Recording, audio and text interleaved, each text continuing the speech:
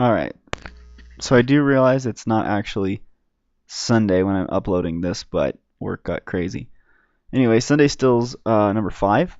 Right now we're looking at a beautiful sunset picture of Florida.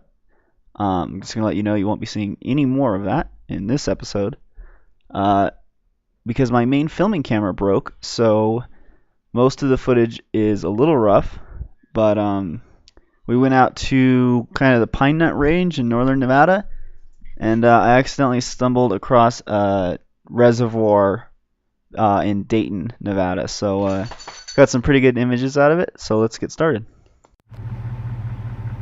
There is not a lot out here. This is a landscape I shot, 200 millimeters. Been really kind of getting into zoomed in landscapes lately, and I thought this was a really nice one with the kind of golden bottom going up into the hillside. And you can actually see some caves up there in the rocks, so I think I might, on a day I feel like hiking, I might actually go up there and take a look in those. So Nevada actually, very close to this area, actually has some of the oldest basketry ever in North America, and it was found in a cave. So definitely worth taking a hike up there, even if it's just, where some coyotes hang out every once in a while. Sorry about the audio. My filming camera broke, so I'm using my phone. As you can see, the road is just awful. It may not come across that well, but there are some big boulders here, and I just decided that it's not worth taking my car or my truck into this kind of condition. So I'm gonna walk up here and over the hilltop and see what there is, and then if there's nothing, probably just head back. So this is just a different angle of the size of the rocks on that road. Just wasn't worth the vehicles, any damage I could have done to the vehicle. There's always rocks, thousands and thousands of rocks. So I just came over the hillside and I found this really cool, there's like a dam, kind of a wet valley that goes up kind of like a stream up into the canyon. So let's go down and take some photos. I really like this white tree in the reddish background and kind of this orange color over here. So it's definitely some cool pictures to be had from above this little dammed up valley. I was definitely more excited about this photo while I was there than after processing it. I don't know why it looks so glowy, but I can't get it to look the way I want it to. I still like the image. It's still interesting, in a very kind of weird, colorful way. And I think it does well for where I was. But I don't know. I'm thinking about getting another camera because I'm starting to be held back by the cameras that I have. And I think this might have been one of those instances. I also didn't take forever to shoot it because it was, I wanted to get down in there and get some shots from inside the forest, so maybe I should have spent a little longer, but I still like it. I still like it as a whole. It's just, I don't know why it's so glowy. It bothers me. This is just a real simple black and white. I liked the dark bark against the almost white branches, against the white willows in the background. I mean, it's nothing too advanced. I just thought it was a nice little shot. So I'd planned on taking this dirt road down to the trees below, but there's sort of a giant canyon in the way, so we'll have to find another way around. Instead of doing something safe, I just decided to go straight down the hillside. So I never take photographs of the people that go with me when I photograph, normally because I don't ever take people with me. This time I had some friends that were along, and this was their kid. He's coming down the hill, and I just thought it was really interesting how his hair and his pants and everything matched the soil, and also that kind of odd pose, but at the same time very action-oriented. So it's a nice little shot. I don't usually take pictures of people with me, but I actually like this one. So I took this photo just to give some scale of how big that canyon was. And I know where you live probably has a bigger canyon with steeper walls, but this is like a crazy canyon from where I am, especially since it's not a natural canyon. It's the dam breaking away and eating away at side of the mountain. So I thought that was pretty cool. Sometimes you stumble across weird things in the desert. I just can't find any. So you might recognize this as the shot I put out for the sneak preview for this episode. And like I said, I don't ever take pictures of people with me, but this kid was probably one of the easiest people I've ever had to photograph, almost as good as working with like a professional model. And I just thought this was such a great scene, kind of Hansel and Gretel lost in the woods. I love the red and white shirt contrast against his brown pants, the brown hair, brown leaves, brown sticks. It was just such a kind of shocking image. And I had a couple where he was looking at me, and it just didn't have that impact of him just kind of emptily staring out into that thicket. So I'm really quite happy with this shot. It's probably my favorite shot of this episode. So this is just a simple shot, and I got so far away from taking these photographs. I'm trying to get back into it, and what I mean by that is I was getting to the point where I was going, well, that shot won't make it into my portfolio. Why would I take it?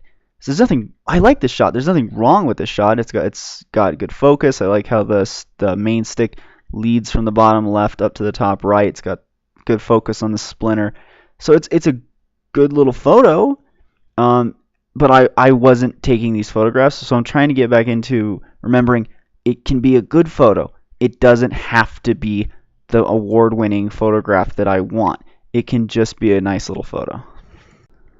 So this is probably I don't know if it's my second favorite shot, and it might be very personal, but I really like this photograph because it's still got that really harsh red and white contrast to the black and white background. And I left a little reds in. I don't know if you can tell on YouTube, but you can see there's a little red in the sticks and stuff, so there's still that element working in there. But I love motion blur, and I love when the object is kind of hidden away. It's kind of the more fine art side of my photography. I really love that, where the thing that's the most interesting in the photo is just sort of behind something else, just a little hidden away.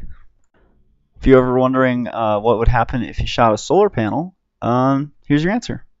So, this is the only thing I don't like about being out in the desert. And it's not the desert. I lived in Oregon for a while, and it's really anywhere people aren't being watched. They just shoot shit they shouldn't shoot. I don't know what is it. I like guns. I have guns. I go target shooting all the time. I've got nothing against that.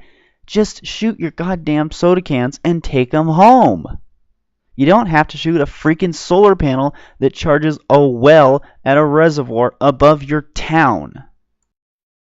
So I just had a little fun with this photograph. I did a lot more editing in Lightroom than I normally do. Normally I try to stay very journal, I would like to think I don't do anything that would change the photo to the point where it's untruthful, but this is just shot up soup cans. And so I went with, super heavy saturations and, solid blacks, and I just like it as kind of a little art piece or a background to my computer screen or something like that. It's just I like it. It feels like the things I started finding when I first started to go out into the desert. So it's a shot that it's nostalgic, but at the same time, it's a new thing that I found. So this photo was completely unexpected, and so is the next one. I was driving back home, and this deer ran across the road, so I got out to take photographs.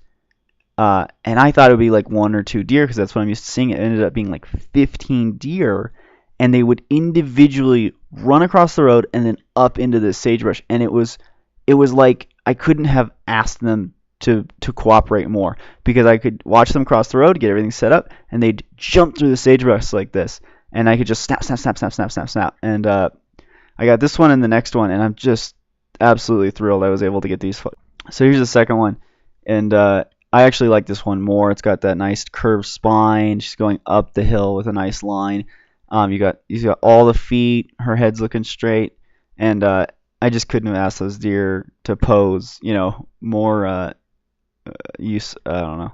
I love it so much. I don't even know what to say on these two. I realize that, there's probably a lot of people watching this going, it's a photo of a deer, but seeing deer where I am is actually pretty rare. Nonetheless, getting two really good photographs that I'm very happy out of it. It's also I've been looking at the 7D Mark II, which just came out a little while ago, and this is the kind of thing I'd love to shoot more of, and I feel like I'm being held back from my camera. So these two deer kind of accidentally pushed me towards buying a brand new camera.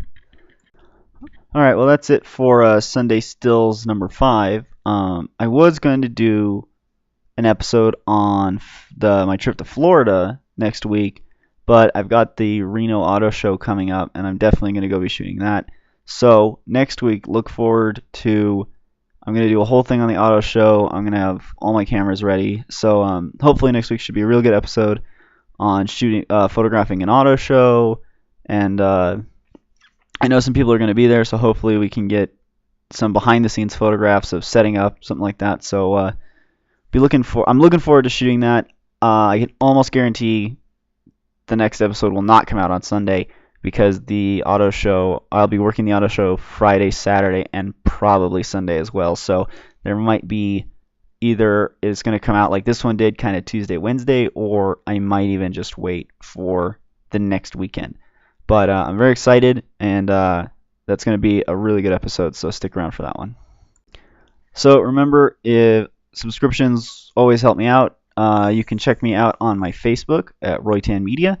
Actually, the best way to find anything about me, to find full resolution versions of these images, are to take a look at the links below. All these prints are, of course, for sale if you are so inspired by any of them. Just send me a message. I'd be happy to answer any questions you have.